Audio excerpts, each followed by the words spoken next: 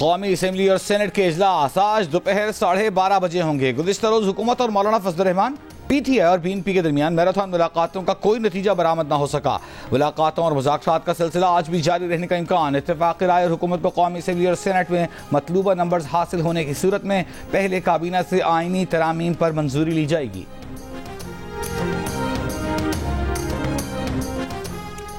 मुजव्वज़ा आईनी तरमीमी बिल में मजमूई तौर पर 54 तजावीज़ शामिल। आर्टिकल 63A में पार्लिमानी पार्टी की हिदायत के खिलाफ जाने पर वोट शुमार करने की तरमीम की तजवीज़ शामिल।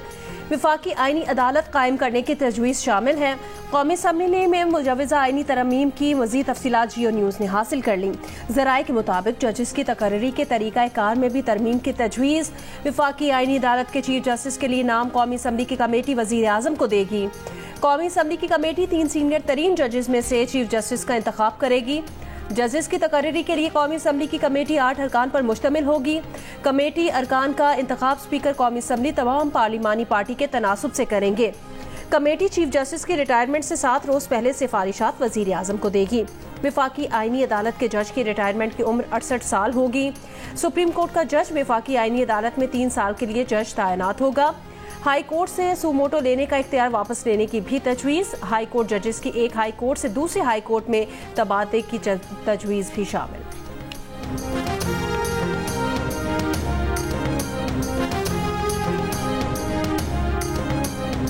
मुजव्वज़ा आईनी तरामीम पर खुसूसी पार्लिमानी कमेटी का इजलास। मौलाना फजल रहमान ने जजेस की मुद्दत मुलाजमत में तोसी की मुखालफत कर दी। कहा इस मामले पर हुकूमत का साथ नहीं दे सकते।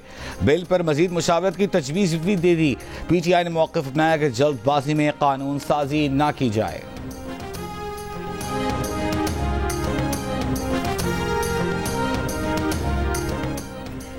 रहनुमा JUIF हाफिज हमदुल्ला का कहना है आईनी तरामीम अगर मुल्की मफाद में की जा रही हैं तो उसे छुपाया क्यों जा रहा है। ये तरामीम अदलिया की आज़ादी के लिए है या इसको कंट्रोल करने के लिए। प्रोग्राम जियो पाकिस्तान में बात करते हुए हाफिज हमदुल्ला ने कहा आईनी तरामीम क्या है ना अपोजिशन को पता है ना इत्तेहादी जमातों को। अगर हुकूमत मुसविदा शेयर करे तो उस पर हम अपना आउटपुट दें। वो कानून साजी होनी चाहिए जो मुल्क और अवाम के मफाद में हो।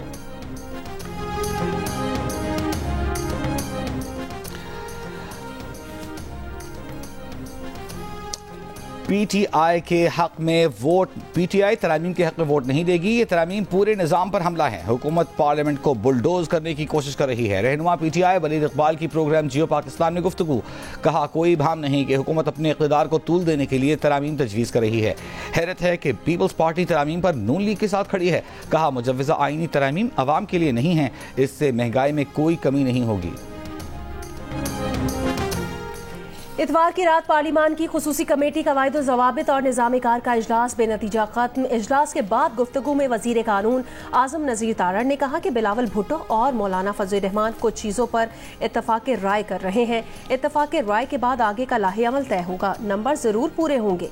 वजीर दिफा ख्वाजा आसिफ ने कहा लगता है नंबर पूरे हुए नहीं इसलिए इजलास मुलतवी किया गया। कहा मौलाना फजल रहमान ने हमें सपोर्ट नहीं किया। पीपल्स पार्टी के चेयरमैन बिलावल भुट्टो जरदारी ने कहा मौलाना फजल रहमान काफ़ी चीज़ों पर राजी हैं। मौलाना चाहते हैं 18वीं तरमीम की तरह आईनी तरमीम पर भी इत्तफाक राय हो।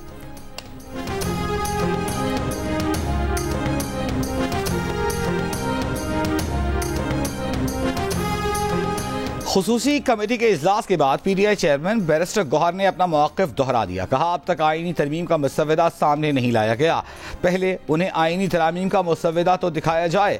अगर हुकूमत इसी तरह तरमीम चाहती है तो ये गैर कानूनी होगा। हमने किसी चीज़ पर इत्तेफाक राय नहीं किया। PTI रहनुमा शिबली फराज का कहना है कि आईनी तरमीम मंजूर करवाने के लिए हुकूमत की कोई तैयारी नहीं थी। कौम का एक दिन बिला वजह ज़ाया किया गया।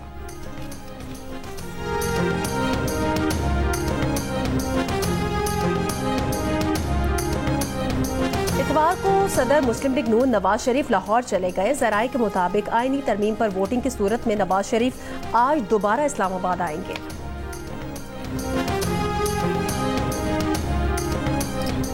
पेट्रोल की फी लीटर कीमत में 10 रुपए कमी कर दी गई। पेट्रोल की नई कीमत 249 रुपए 10 पैसे फी लीटर मुकर्रर। डीजल की कीमत में 13 रुपए 6 पैसे फी लीटर कमी। डीजल की नई कीमत 249 रुपए 69 पैसे फी लीटर हो गई। लाइट डीजल ऑयल की कीमत 12 रुपए 12 पैसे कमी के बाद 141 रुपए 93 पैसे फी लीटर मुकर्रर। मिट्टी के तेल में 11 रुपए 15 पैसे फी लीटर की कमी का ऐलान। मिट्टी के तेल की नई कीमत 158 रुपए 47 पैसे फी लीटर मुकर्रर।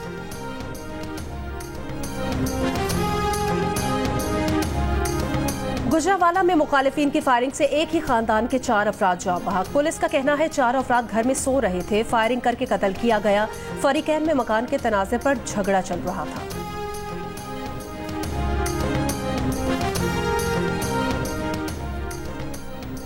इस्लामाबाद की इंसदाद दहशतगर्दी अदालत ने थाना संजानी में दर्ज मुकदमे में गिरफ्तार पीटीआई के तमाम एमएनएस को फौरी तौर पर रिहा करने का हुक्म दे दिया। अदालत ने 30-30 हज़ार रुपए के मचलकों के एवज पीटीआई एमएनएस की जमानत बाद अज गिरफ्तारी मंजूर की।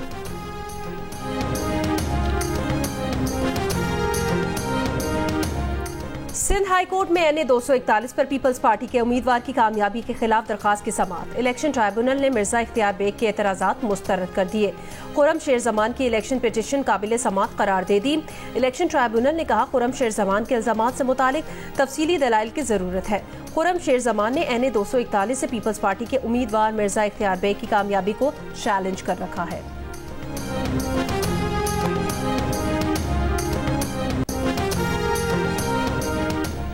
खलीलुर रहमान कमरहानी ट्रैप केस में मुल्जिम यासिर की दरखास्त जमानत खारिज। लाहौर की इंसदाद दहशतगर्दी अदालत ने फैसला जारी कर दिया। अदालत ने कहा तफ्तीश में सामने आया है कि मुल्जिम यासिर ने मुद्दई से रकम का मुतालबा किया। मुद्दई ने मुल्जिम को शनाख्त किया। मोबाइल की CDR मैच है। मुल्जिम के खिलाफ मुजरिमाना मवाद भी है।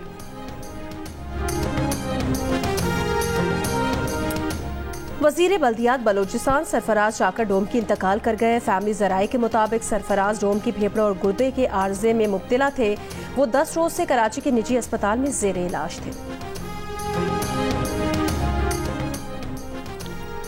कराची से PIA के इस्लामाबाद और फैसलाबाद की 4 परवाजें मनसूख। मुख्तलिफ एयरपोर्ट से 11 मुल्की और गैर मुल्की परवाजों में ताखीर। इस्लामाबाद से जद्दा और रियाद की परवाजों की रवानगी में भी ताखीर।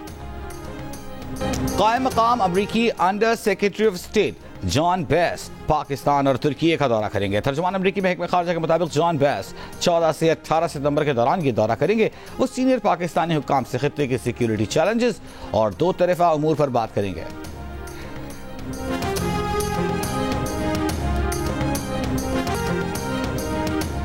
पेशावर के लेडी रेडिंग अस्पताल में डॉक्टर्स की मुबैना गफलत से बच्चा जान बहक। बच्चे के चचा का कहना है कि भतीजे को बुखार था, इलाज के लिए अस्पताल लाया था। इल्जाम लगाया कि इंजेक्शन लगाकर डॉक्टरों को दिया, लेकिन वो गपशप में मसरूफ थे। तर्जुमान लेडी रेडिंग ने कहा है कि वाकई की इंक्वायरी की जा रही है। कराची के इलाके लांढी फ्यूचर कॉलोनी में क्रैकर धमाका, जानी नुकसान नहीं हुआ। लांढी लेबर स्क्वायर में घर में तकरीब के दौरान हवाई फायरिंग से 2 अफराद जख्मी हो गए। कोरंगी कॉजवे के करीब एक शख्स की लाश मिली है। यमन से हौसी ग्रुप का इसराइल पर बैलिस्टिक मिसाइल का हमला। इसराइली दिफाई निजाम मिसाइल रोकने में नाकाम। बैलिस्टिक मिसाइल वस्ती इसराइल के मैदानी इलाकों में गिरा।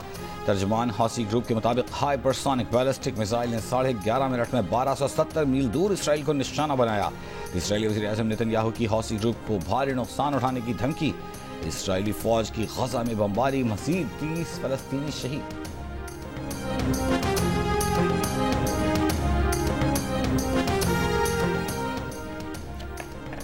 गजा में इसराइली मजालिम के खिलाफ बरतानिया में मुजाहिरा। लंदन में हजारों अफराद की एहतजाजी रैली। फलस्तीन हामी मुजाहिरीन का गजा शोहदा से इजहार यकजहती।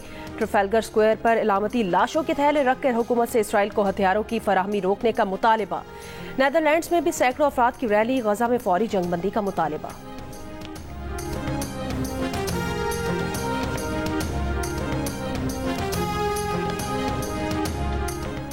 मकबूजा बैतुल मक़दस में इसराइली सरहदी पुलिस पर चाकू हमला। एक इसराइली पुलिस एहलकार जख्मी, हमलावर को मार दिया गया।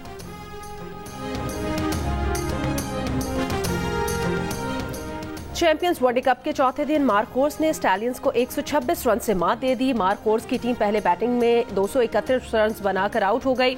इफ्तिखार अहमद और सलमान अली आगा की निस्फ सेंचुरियां, जवाब में स्टैलियंस की टीम 105 रन बनाकर आउट हो गई।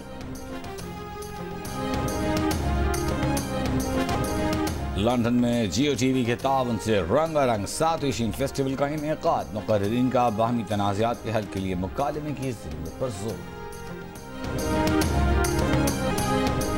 और एशियन चैंपियंस ट्रॉफी हॉकी के पहले सेमीफाइनल में आज पाकिस्तान का मुकाबला मेजबान चीन से होगा। मैच पाकिस्तानी वक्त के मुताबिक दोपहर 12:30 पर शुरू होगा। दूसरे सेमीफाइनल में भारतीय टीम कोरिया के मद्देमुकाबिल होगी।